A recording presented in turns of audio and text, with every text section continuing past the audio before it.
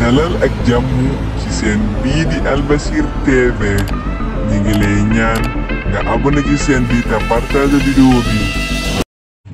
asalaamaaleykum yéen ñiy suivre seen bi di Albasir TV maa ngi leen nuyu te di leen ziyaare bu baax te di leen dalal jàmm ci seen bi te di la wax ni bu dee yaa ngi doog a gis ci vidéo maa ngi lay ñaan nga abonné ci seen bi te aimé vidéo bi lu am solo la. tey nag di kan nañ rek indi tuuti leeral ci li nga xamante ni moom la ñëpp di wax muy mbirum Cheikh Bara Ndiaye moomu mu doon mbir moo xamante ni jàpp naa ni képp kuy suivre gis nga ko ay audio yoo xamante ni baatu Cheikh Bara Ndiaye la mu ci ŋàññi Ousmane Sonko te itam di ci dëggal ni Ousmane Sonko moo violé Adji Sarr ci ay ni mu ko waxee. waaye tamit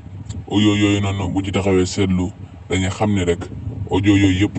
yëpp ay montage kese la dara du ci dëgg ay waxi Cheikh Bara Ndiaye yoo xam te mi ngi ko daan wax moom lay jël dagg ko boole ak leneen comme ça bu nee Ousmane Sonko daal di waxaat Adji Sarr daal di tudd ba feneen violé ñu jël baar yooyu noonu daat koy boole ba mu baax kole ko def ko benn audio loolu moo waral mbir mi. kon képp ku ko dégg rek nga xamee ko noonu xam ni audio yooyu noonu baat bi moom baatu Cheikh Bara Ndiaye la waaye comme ni ma ko leeralee sànq rek ay wax la yoo xam ne di lim da xam nga Cheikh Bara Ndiaye li mu wax dafa bëri day jël wax yi mu wax fii nii yenn saay jël ko boole ak li mu wax fee léeg-léeg def ko benn audio mu génn fi wite nii ñëpp di ciy wax ne nangam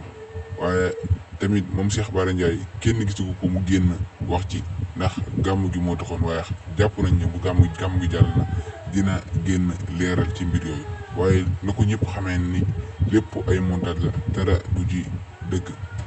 te itam di wax ne réew mi moom toll na foo xamante ni métti na lool képp koo fi nekk di wax àndoo ak état bi rek ñu lay sàkkal pexe di sa yàq sa image di yàq sa der pour askan wi xaw laa weddi kon nag ñu ngi lay ñaan bu dee gis nga vidéo bi rek nga partagé ko ba mu yaatu ndax ñëpp jot ci Cheikh Bara Ndiaye moom nitu lislaam